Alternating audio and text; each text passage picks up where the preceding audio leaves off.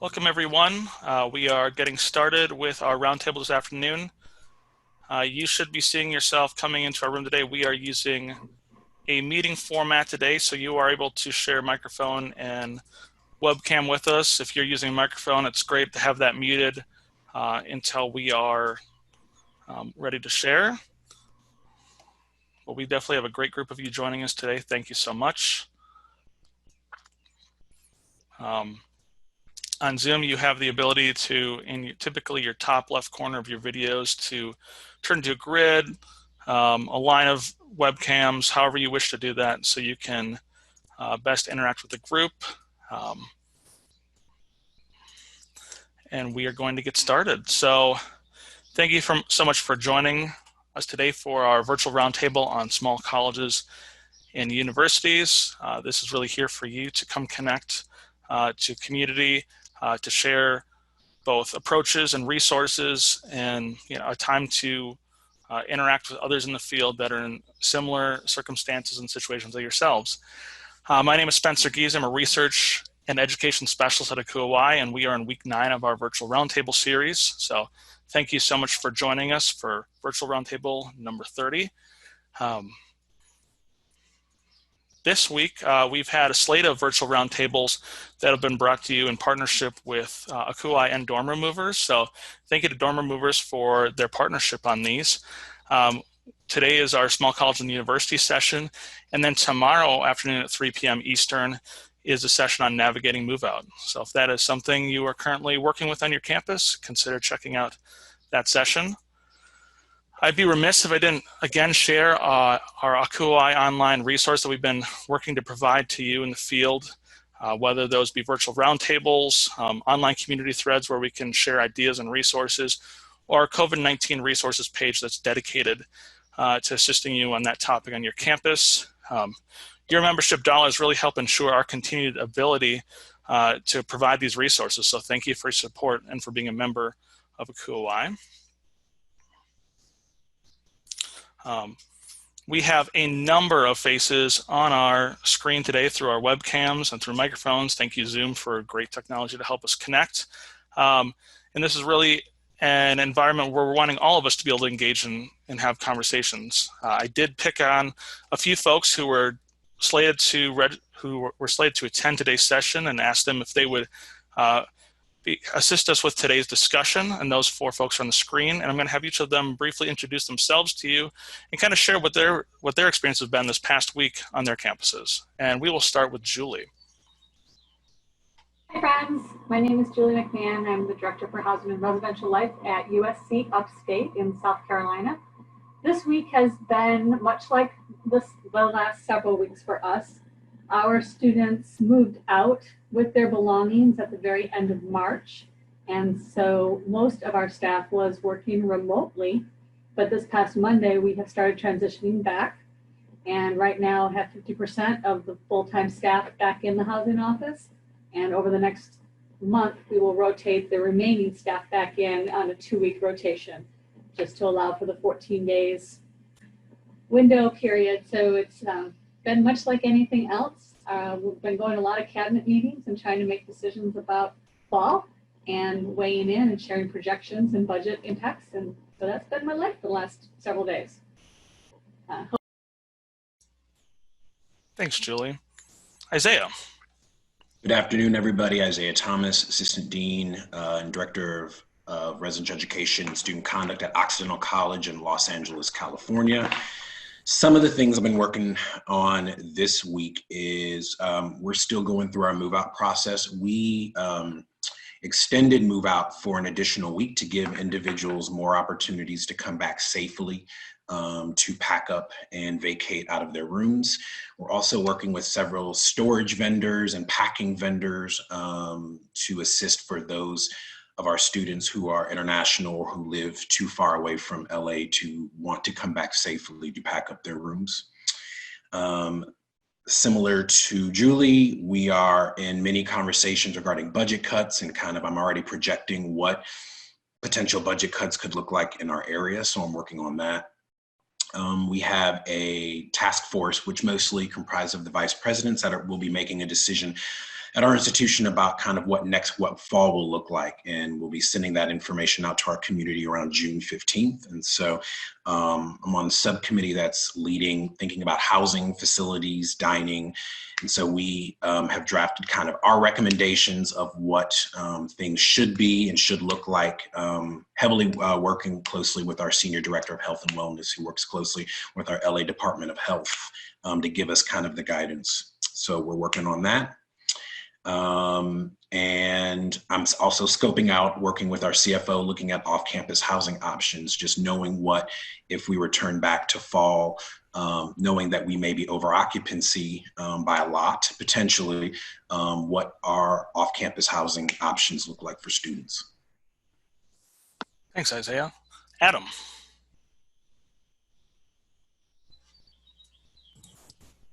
I'm mute, but hi, I'm Adam Nebby. I'm the Director of Residence Life at Peru State College in Peru, Nebraska, which is southeast corner of the state. This past week has been transitioning to our summer housing, and which isn't a lot for us. And then kind of playing the what if game, right, with all of our planning and when it comes to fall and just putting things in place or ideas or plans in place for whenever we get the word about what we can do, that we can kind of run with those ideas rather than coming up with things on the spot when it gets to that point. Thanks. And Chris. Hi, everybody. My name is Chris. I'm the Director of Residential Life at Augustana College. We're located in Rock Island, Illinois, right on the Mississippi River. About 2,400 students, about 1,800 on campus. In March, when the stay-at-home went into effect, most of our students left. We still have about 160 who are on campus, mostly international students.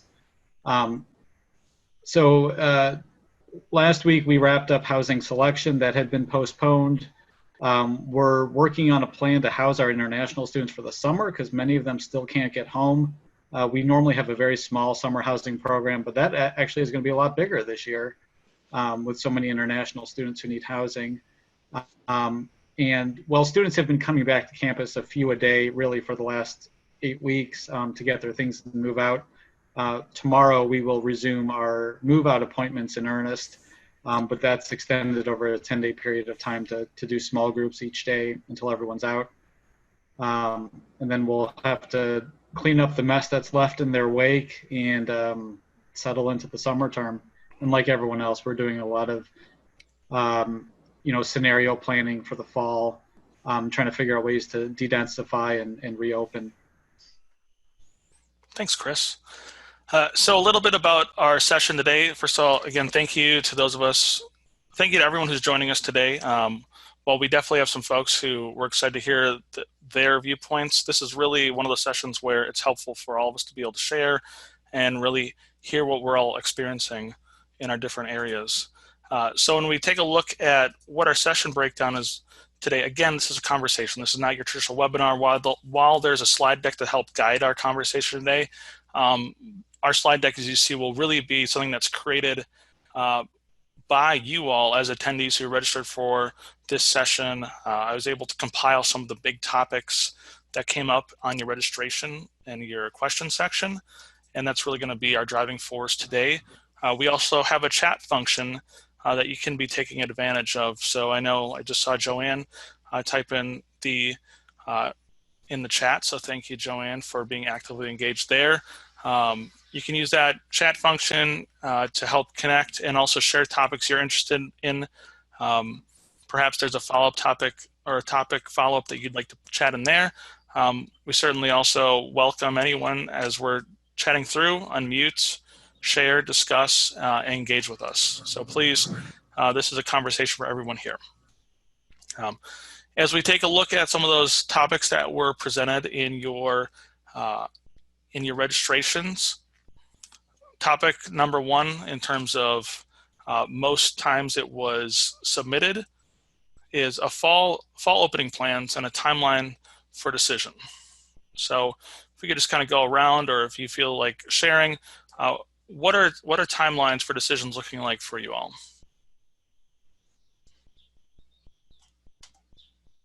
So here at Upstate, we have made the decision that we are going to open for August. We don't know yet if we're going to have a 2-week delay and open at Labor Day, but we know that we are bringing students back. Our anticipation is that 75% of our classes will remain online with 25% in person. And the recommendation that has been made is that the students who are living in campus housing will be the first ones who are given the opportunity for touchpoint classes and be in live classes so that we can limit the number of people that are actually coming onto campus at any given time. So we've made that decision.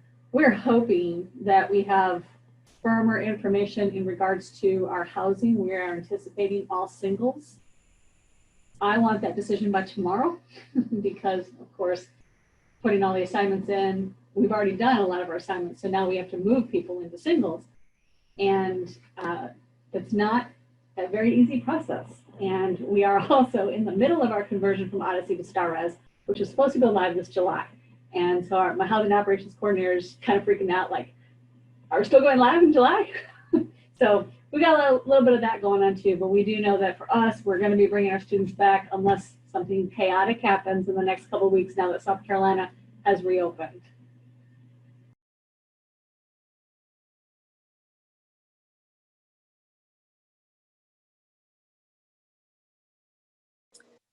Hi, everyone. I'm Julia Limpich at Charleston Southern University in Charleston, South Carolina. And our university actually just sent out the announcement that we're planning to have move-in on August 21st and start classes on August 24th. We're still kind of up in the air about whether or not we're going to open campus to students in July. That's still on the docket. So hopefully in the next week, we'll have a decision there. But we're still planning on moving forward. Obviously implementing those safety precautions and have some task force that are responsible for figuring out what those are.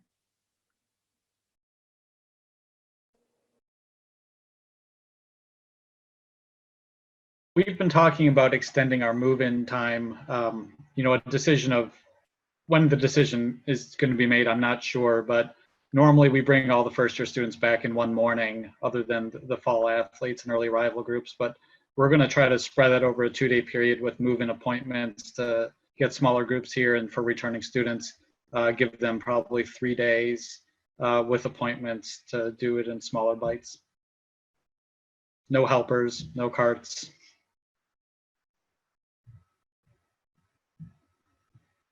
There was a question in the chat from Stephen Curras about guest policy and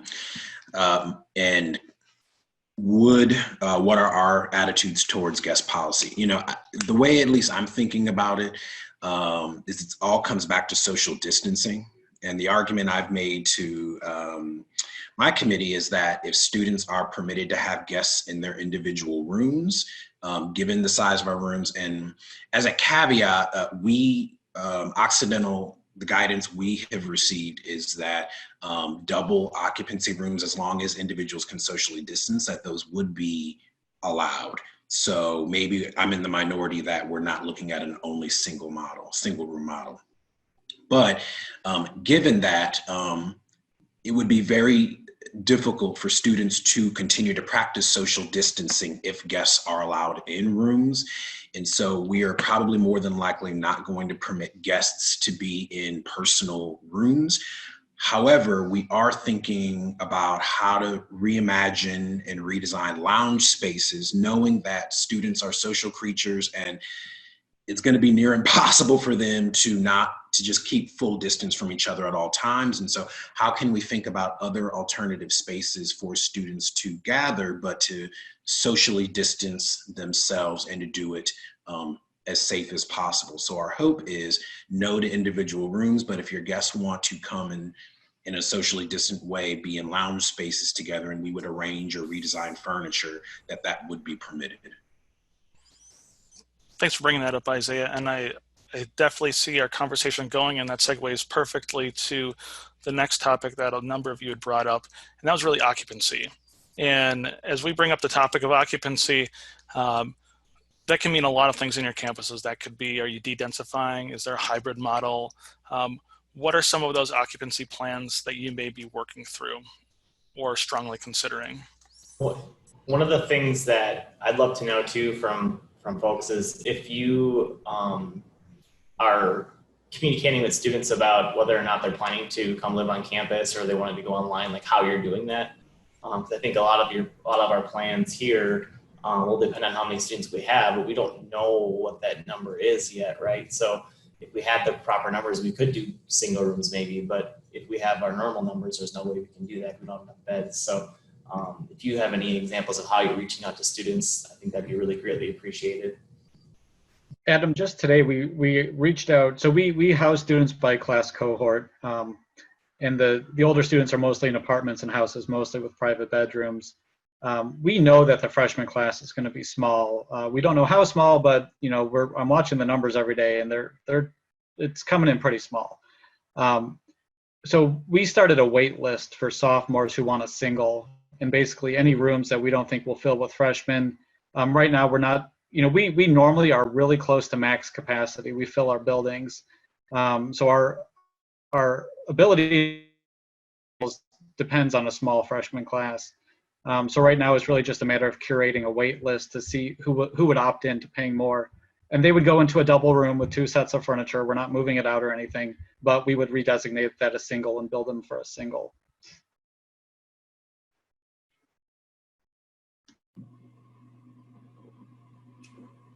So I'll share. At Upstate, we are projecting that we are going to have all of our students in singles. We have 4-person suites. The majority of them are 2-bedroom with 2 people in them. And then I have 32 rooms that have 4 single bedrooms that are real narrow bedrooms. Our apartment complexes are 2 bedrooms for 2 people each. So that's easy to make singles.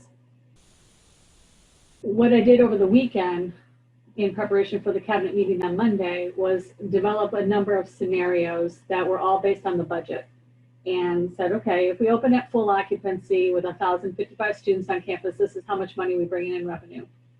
Here's my projection for if we had double occupancy, but all singles. So the 4-person suites with the 2 bedrooms would be 2 people in doubles as singles. And then the regular 4-bedroom singles would still have 2 people in them. We would give them access to both rooms. One would be their bedroom and one could be a space where they studied.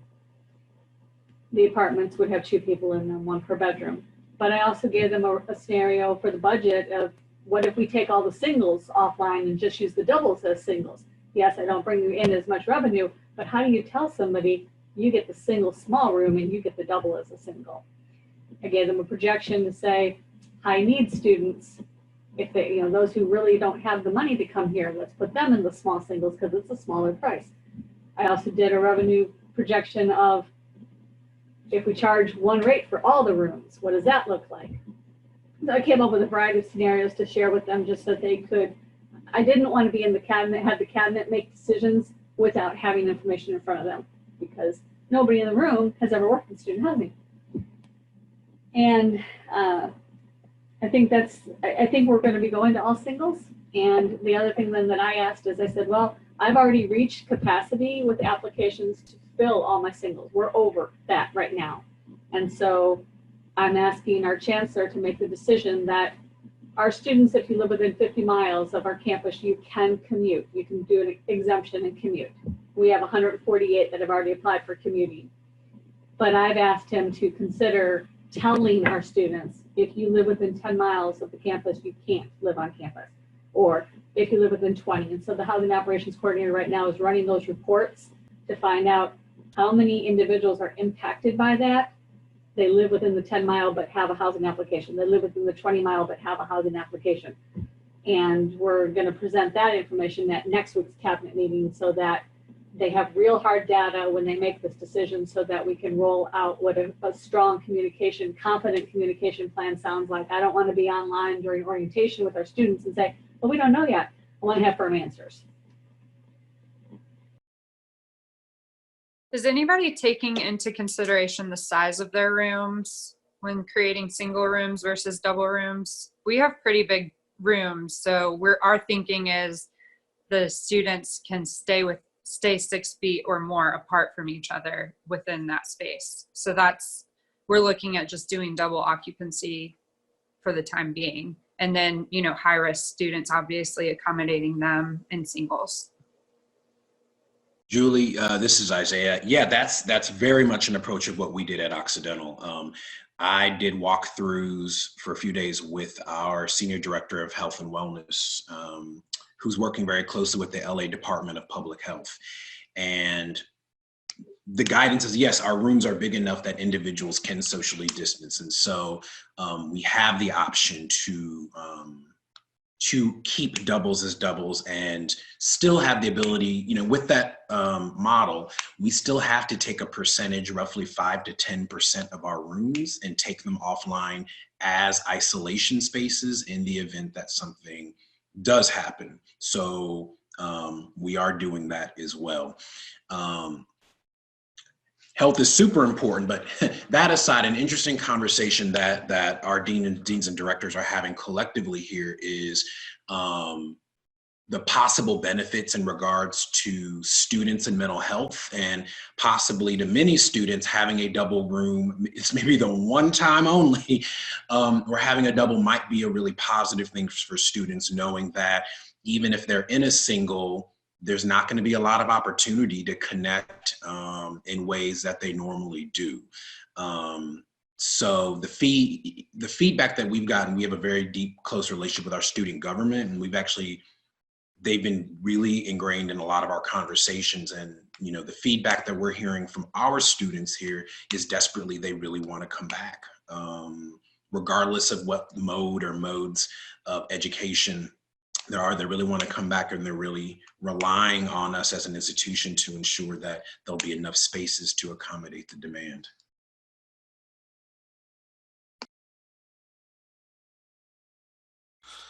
Excellent discussion. We're going to move to our next topic. I know we had touched on this a bit before as well, but if we have additional thoughts, and that topic was move-in. We did have someone right off the top of the presentation did share that their campus had planned out moving dates. Where are the rest of us at in terms of move-in dates established, potential move-in dates, and if you have a move-in date in mind, what are some new practices you may be using? I know, for example, Chris had mentioned, hey, no carts, but what other things may be being adjusted for that?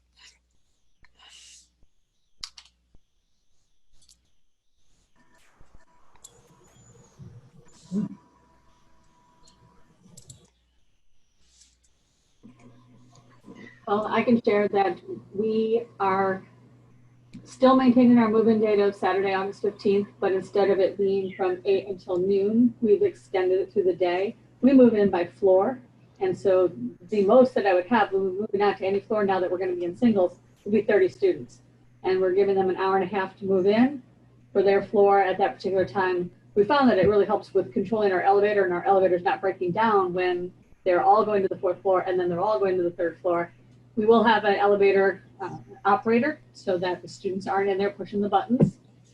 And our student volunteers that help with the move up, we call it move up because we're upstate, they will be the only ones operating the carts. We're not going to let parents and students check the carts. That way, one person can have gloves on and only move the cart, and we don't have to worry about contamination that way. And we can constantly be wiping down the bar and the rail and the lips of the carts if we need to.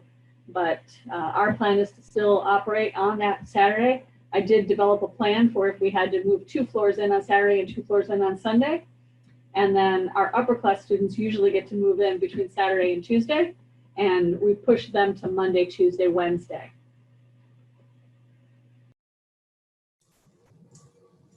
Yeah, I'll only add, we don't have the full plan yet, other than we probably want to stretch it out. I could foresee us stretching it out even for a week. We have normally about 1,750 beds on campus.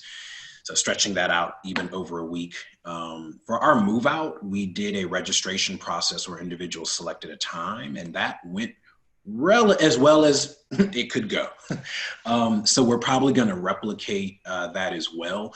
We're concerned about a bunch of students moving into one building at the same time, because even if elevator or no elevator, we don't want students all to use a staircase together. We don't want 20 students in the same hallway with all of their family members. And so we're probably seeing it more distributed across all of our halls and spaces across campus. I was at another webinar and I heard another individual, another director saying that this might not be a white glove level service of move-in, and I tend to probably agree that probably the amount of resources that we normally would provide to help individuals move in, we're probably not able to do that. So we're not going to have student volunteers assist with moving in, and I think we still need to think about the family or friends or the assist, how many individuals, do we put a cap on how many individuals can help students move in? We still need to think about.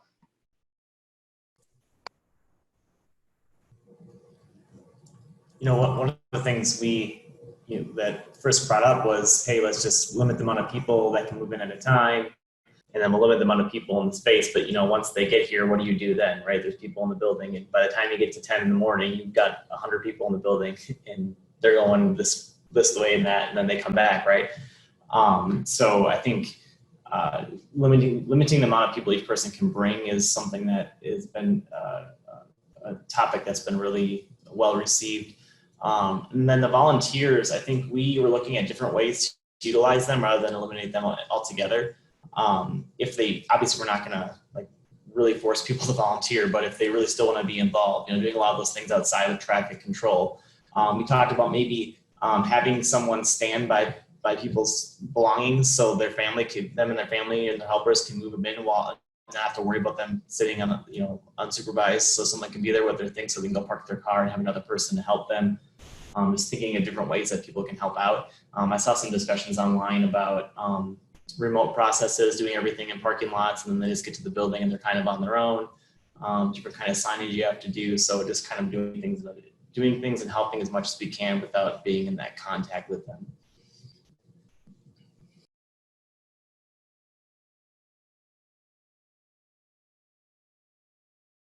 We at Oregon State Cascades in Bend, Oregon, we're looking at doing a as touchless as possible. So as Adam was saying, remote in the parking lot, but also with using our housing software, we use StarRez. So really looking at using barcodes to check in, and hopefully we're going to be able to get the technology by that time. Luckily, we're quarters, so it won't be until September, but as touchless as possible as well. So things are already enveloped, it's, you know, and you pull it, those ideas. And I agree, I've been reading in the chat, signage is going to be extremely important with that move-in.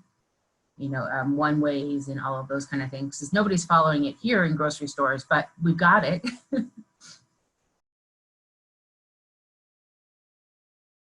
Thanks for sharing, and I promise I'm following the arrows in the grocery store.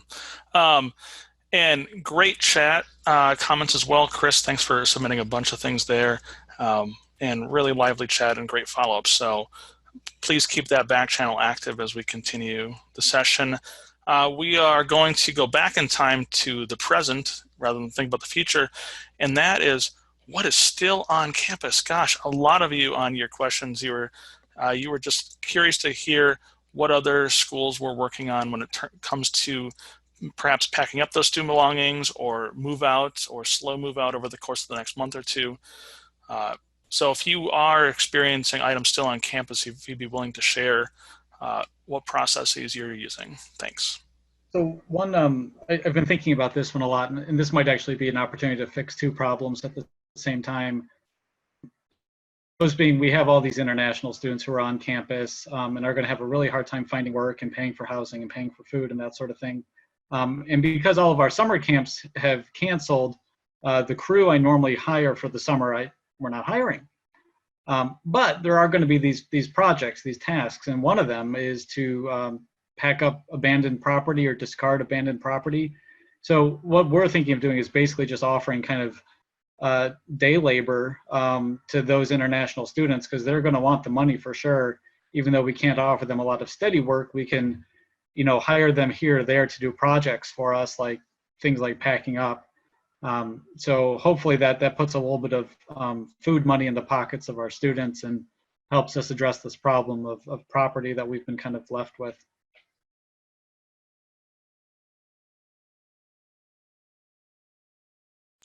Packing and storage are issues we're still dealing with as well. My team did not pack up rooms.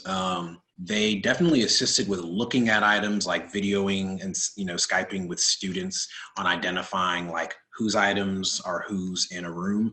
But for liability purposes, our legal counsel said that we really could not. They advised against us doing any packing and moving services. So what's interesting is for our general move out, we lifted up dorm room movers because they had added a packing option, and many students, well, I'm going to take that back. Some students took advantage of that. When we offered that as an option, we got a lot of feedback that while a very helpful option, it's a very expensive option. And, I was speaking with parents who were like, I'm from New York City, so I either have to pay, all of this money to fly out, pack up, with my child their room and go, or I pay almost just the same amount of money for dorm room movers to do it. And so we actually found an additional vendor kind of through the college to provide a more subsidized, more affordable rate for service. Now, I don't think that they are a vendor that would provide the detailed level of service as dorm room movers, but students kind of had an option, and we're using them to help us with, packing up rooms, shipping things, working with abandoned items at the end of the semester as well. We're very fortunate. We allowed people a great deal of time to leave their stuff here. Of course, we announced, like a lot of schools, over spring break. So a lot of our students were back home. So most everybody has picked up their stuff. Last weekend was kind of the informal deadline, but I've still got about a dozen, and we're just working with them. Fortunately, they're in buildings we don't need right now. So they're just kind of sitting their stuff there. Security locked the doors, and we're working with them. Hopefully they're all gonna get their stuff out with that. So we're very fortunate, but we did it because we wanted everyone to have a lot of time to get their stuff out of their rooms. We don't have nearly, probably, Isaiah, the traffic across the whole country like maybe you have. Although I've got people from Arizona and Florida that are talking to me now about how do we get our stuff. Again, fortunately, they're in buildings we don't need right now, and we're just cleaning around them. And they're going to sit there. Will some of them actually just leave it there till August? I suspect I'll have 1 or 2 cases, but these are unusual times. So we're just going to probably let that happen. We're fortunate we also have a little storage area on campus we allow for some free storage for students. So we might end up moving the stuff into there, what they can't move out of their places. But interesting, I want to pick up on something someone mentioned. I think, Chris, you mentioned do 2 things. One thing we've been wanting to do with our freshmen is we noticed they bring in a lot of futons.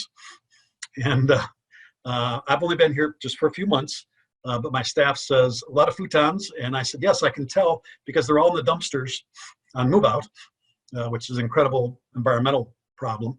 And so this may actually give us a chance to say, for this year, we're going to prohibit futons in your rooms, and maybe then that'll be a permanent rule. But my staff has been wanting to do that because what is a nice sized room, when they load it up with our furniture and their furniture, they complain the rooms are too small. And if you didn't have all the furniture, it wouldn't be that small. So we actually, that's a good idea. We may think about doing that.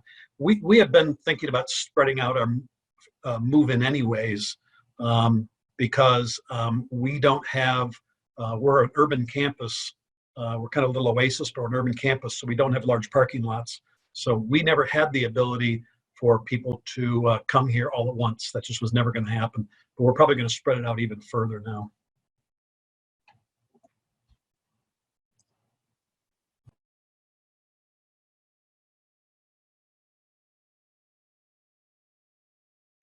Great. Appreciate the sharing, and I also appreciate the number of comments in chat about what other folks are using as resources, so thank you all.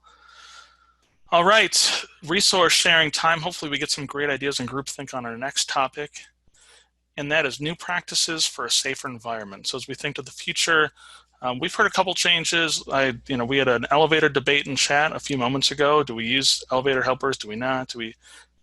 Chris Byard mentioned, take the elevator up, take the stairs down. Let's think of some other new practices for a safe environment that you may be experimenting with on your campuses.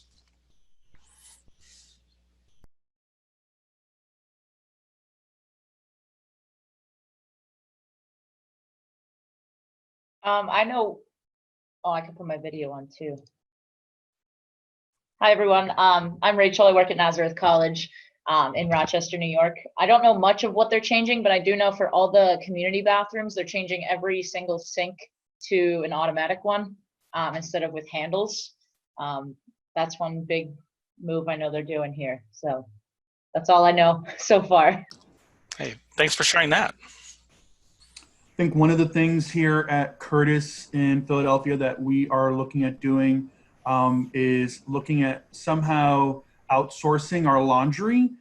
There was a lot of concerns because we have a smaller laundry room and just students in that small space, you know, constantly throughout the day might be a little bit trouble or might be a little bit difficult with social distancing. So we're looking at outsourcing our laundry maybe once a week or once every other week for our students, and either covering the cost of that depending on what it'll look like if we can get a deal, or adding it as a fee to our students potentially.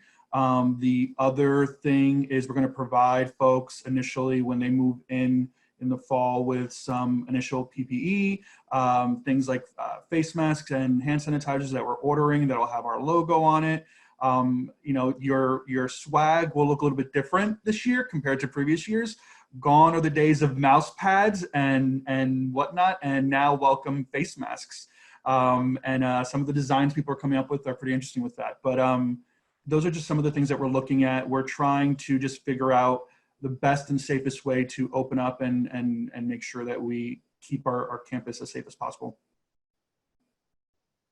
I'm adding to the hand sanitizers and PPE. I'm working with facilities to basically find and source safe. A lot of their industrial chemicals that they use for cleaning purposes are not, students or us really can't use them.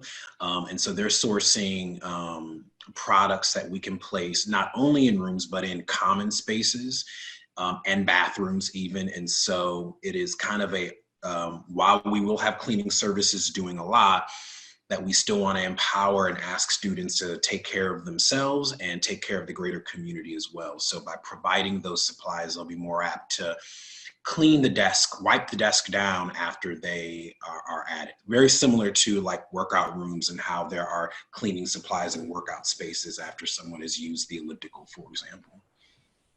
We've been talking about beefing up some online training for students before they arrive.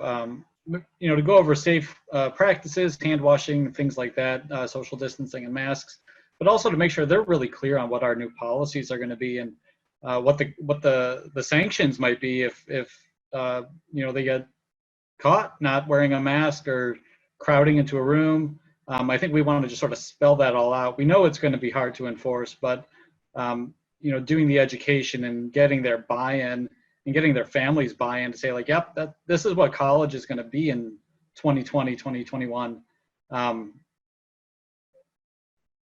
So I'm kind of curious if others are kind of going that route, or what sort of sanctions or what sort of education. We've been looking for some good videos and there's not a lot out there yet. I'm sure they're going to start cropping up. So my committee that I'm on right now, like many of us are on many committees in student life, we are working on, we have a student responsibility subgroup, and we're talking about this right now, like the honor code, and we're having our student government association come up with some ways that we can hold student accountable that are going to be communicated through our students. We're also doing a lot of like marketing and things like that, where students are wearing masks and studying so that they can see that that's a normal part of life now. We're also doing some outreach. We're doing a training. I think it's $15 a person for our RAs. That I'll have to find the link of it, but it's all about like safety and OSHA standards and all that stuff, but it's just for their knowledge. I don't know how much they're going to use it, but it's just so they can disseminate that knowledge. Two things.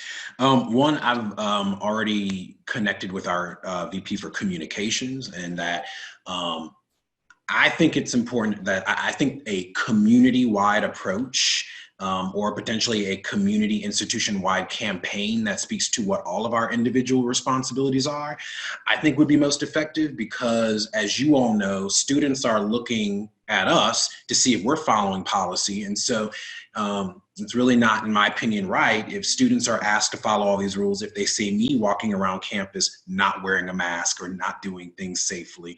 And so I do think that there's a community-wide approach, and knowing how many of our campuses are big into branding and such, I do think that what is all of our collective responsibility could be really helpful, so students understand it's not just us, the administration, pointing and wagging our fingers. Actually, everybody needs to follow this in order to keep our community safe.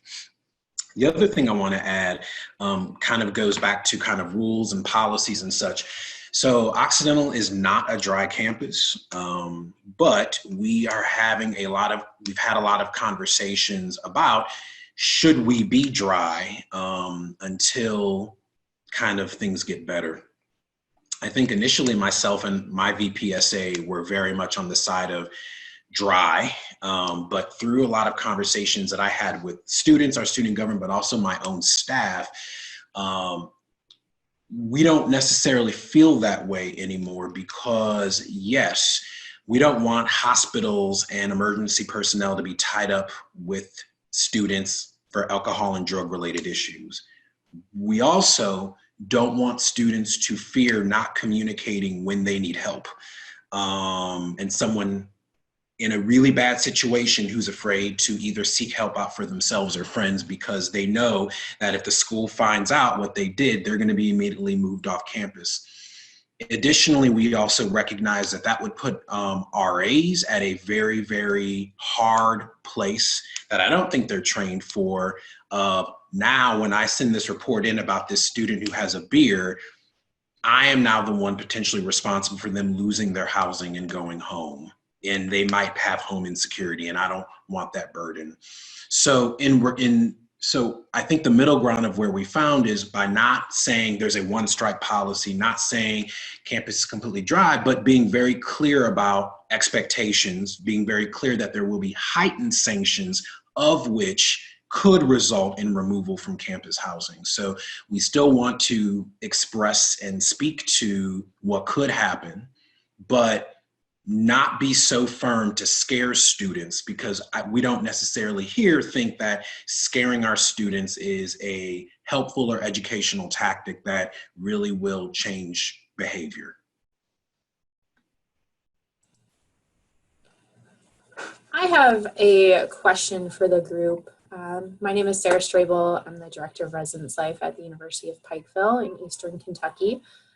And our campus is exploring potentially using, taking temperature of everybody that comes in and out of campus. And while in theory that sounds like an awesome idea, we're really having a difficult time trying to figure out what the logistics of that look like. Do we set up stations? There's multiple points of entry to and from campus. Do we set a curfew for students on not being able to leave campus after a certain point, so that we're not 24 hours a day taking temperatures of individuals coming in on and off our campus? And so just curious to see if there's anybody else that is exploring that option, and what framework they're using to make those decisions for logistics. So, Sarah, at Moore College of Art and Design, we are looking at we're in Philadelphia, and so we are looking at doing the temperature. I would say for the first part of your question, we are fortunate that we are a very small campus, and then with also being with Philadelphia, we really only have one entry point onto campus for all students. So I would say the first thing is you'd want to look at that, and if you are doing temperature checks, to potentially consider whether you want to limit the amount of entrances into places, because like I said, we only have one entrance and then one other residence hall. So I only need 2 entrances covered to like campus. In regards to temperature checks, it's going to be part of our honor code that our residential students, we are going to provide them throwaway thermometers, our nurses sourcing those out so that residential students can at least do that part for themselves. But faculty, staff, off-campus residents will have to have their temperature check when they come in. We're still kind of figuring out a little bit whether that's security or other individuals get trained, but that is what we are doing for sure. And we've also provided the disposable thermometers for all of our residential students and have purchased the temperature scanners that look like an iPad, and they will be at the entrance points to the buildings. And know, like in the residence halls, for example, we have one entrance point, but multiple exits. I don't know what they're planning on doing across campus with all the academic buildings, but I know that within our residence halls, we've got a breezeway entrance, so there's a double door.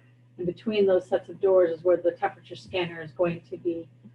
So we're doing that as well. And in regards to other safe practices, you know, we're marking the building off with social distancing, we're marking off chairs, we're taking a lot of the lobby furniture out and putting it in storage.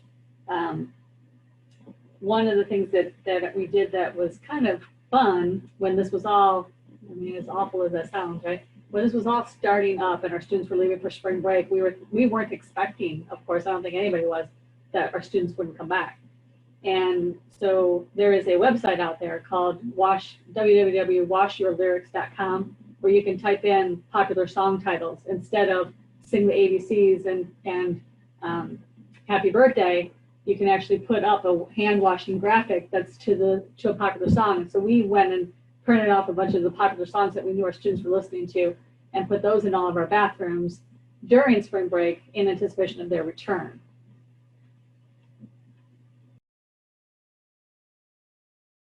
Thanks, Julie. And obviously, great topic. Thank you for folks who are sharing. Honestly, this is one of those areas, I think, Sarah, you brought up some great points where, you know, as smaller schools and universities, small colleges and universities, you have the opportunity to really make a large impact on your students, have a lot of student interaction, and the things that you can do on your college campuses is certainly practices that are unable to be done on larger campuses. So it'll be really fascinating to see some of the things you're able to do and roll out in the next few months. So yes, thank you again for sharing resources. I certainly can recognize that A, this is a great group to bring together, and B, we are running closer to the end of our time. And I wish we could have gotten to more of our topics, but I'm glad that we were able to dig into the ones we were able to. I know, sad faces. Other things that I'd like to put out there for the group, we're looking to do our next small college and university virtual roundtable in the beginning of June. So just here in about 2.5 weeks, 3 weeks. So it is always helpful on our end to have practitioners that want to engage and be a helpful part of these sessions, cannot do it alone. And really, we want to make sure we're hearing the voice of those in the field. So you have the opportunity, you all have my email contact information, and you can also chat with me here in Zoom. If you would have interest in being a part of one of these as a contributing member in the future, please reach out. I'd be happy to work with you. Really, the work we do is really for our members. Things I want to bring up, and then we're going to hear some closing thoughts from our participants and panelists today. I know we didn't get the staff training, really wanted to get on staff training in an open forum. Again, in the future, we will get to those topics. Another shout out to dormer movers for their partnership this week with our virtual roundtables. And I definitely want to bring up to all of you our slate of virtual roundtables for next week. We have a housing facility services virtual roundtable on Monday. We're working with ASCA to partner on a virtual roundtable on Tuesday on liability and student conduct implications, and that's the Association for Student Conduct Administration. On Thursday, we will be at 3 a.m. Eastern. If you all want to hop online with me, we're going to be having a Global Initiatives Network virtual roundtable. And then on Thursday of next week, we are partnering with the Society for Human Resource Management to really look at HR and navigating the next normal. So some great sessions next week. But before we do wrap up, I certainly want to allow our panelists today to get to share some closing thoughts with the group. I like parting thoughts. It's a great way to close our time together as we reach the top of the hour. So any of our folks, if you'd like to jump in and offer some parting thoughts. Yeah, I'll go first. So in the last 2 weeks, we have had actually 2 students on campus who have reported having COVID-19 symptoms. And it's given us an opportunity with such a small on-campus population to practice our isolation and quarantine policy. So if you haven't had that opportunity yet, I would say tabletop it. Because the first time I got that phone call, I had like a mini panic attack and freaked out and was scrambling to try to figure out what to do. And the second one was last night, and it was easy because I'd done it once already. So think through all the details of where they are going, who is getting them there, how they are getting keys, what messages they are getting, how they're getting food, who needs to know, who needs to not know, what testing is going to look like. So just be ready. And if you haven't practiced it, practice it once, because we are all going to get those phone calls in the fall. Every time somebody coughs, we're gonna get a phone call. So I would say, yep, we're all in this together. And I would also say that I think we all need to ensure that we're working with our general counsel in some capacity regarding all of this. I know we will be creating a waiver, basically a COVID-19 waiver, so that students understand that we as an institution cannot guarantee or promise that they won't contract COVID-19. And we also think it's important that even though our relationship is with the student, I think there will need to be more desired communication with families and parents. And it would be important to me that our families, our parents, our guardians are also just as aware of what their students are agreeing to, because usually it's them that are calling us saying, why did you give my daughter COVID-19? We want them to be just as educated as well. Yeah, one of the things that I would share is to be the resource for your campus when it comes to housing and residential life. You know just as well as I do that a lot of people around the cabinet table are not housing and residence life professionals, and they're making decisions based on the bottom line and what's the safety of the campus, but they're not the boots on the ground people. So right now, walk through what your check-in looked like last fall and make some ideas and get some plans written down for what it could look like this fall. Think about your programming. What does that look like now, creatively? Do you do all passive programming? But start now. Don't wait for somebody else to tell you what you need to do for your department. Be the resource for your campus. Step up and be that leader. Forecast and share. I know after the future of housing was released, the checklist was released earlier this week from ACUHO's committee. I shared that with our cabinet and sent it to all of the vice chancellors and said, here you go. This is what my professional alma mater says about housing. And here's the checklist of some really brilliant people have come together and put this together. And these are all things that we're going to follow. And a lot of them we'd already been starting to put into place, but use those resources. Go back to ACUHO's webinars and all the recordings. Be the voice for your campus and the resource and the expert that your campus hired you to be. Along with making sure you have a seat at the table, like Julie just described, I would say make sure to include everyone in the discussions from your hall director staff down to RAs, even if you have some student staff who you trust. That way when you have ideas and you run it by them, they're not like, that would be awful, and you think it's a great idea, because they're the ones who live it, right? They're the ones living in the buildings. So if we have ideas, make sure that it doesn't sound absolutely crazy to them. There's always limits to that, but make sure they have a seat at the table as well. It's easy to get caught up in our own world with this and forget about the people who actually have to live in it.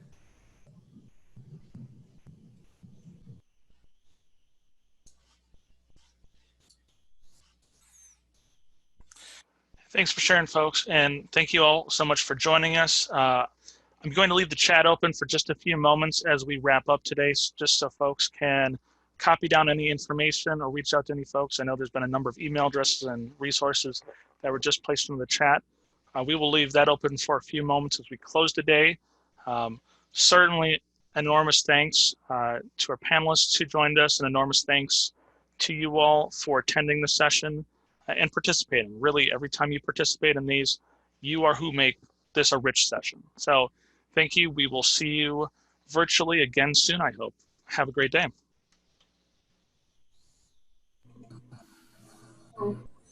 Bye, everyone.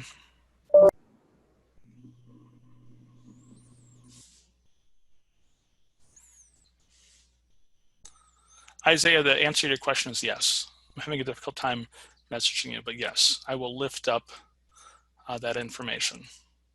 Excellent. Yeah, I think everybody wants to waiver. So, you know, and I think the challenge is different states have different regulations. So what North Carolina is going to say, certainly very different than what LA and our, you know, the guidance that we get here from our lawyers in California. So. Absolutely. And I know we're working on legal issues. I know the Future of Housing Task Force is definitely working on the legality piece, and look for more information on that soon. But that's certainly on the radar, but I will also pass the word on. It's certainly interesting to know what are the topics that are covered in that under the waiver, if not the actual specific language. What are the big headings that are being addressed by that? Great. No, awesome. Outstanding session. Thanks for helping out, folks. Great discussion as always. I would say, I bet I'd look for us to reconnect again first week in June and bring this group back together. That would be great to have this group again. Yeah, I mean, we are trying to do it just about every 3 weeks at this point. So hopefully it should be great. And Deborah, I saw you in the chat. This is a recorded session, and we will be posting this on our YouTube channel and on our website by tomorrow. And I know James, who just spoke a moment ago, works on a summary document for folks who registered, which you did. So you should be able to get access to that in a few days as well. So thank you, everyone.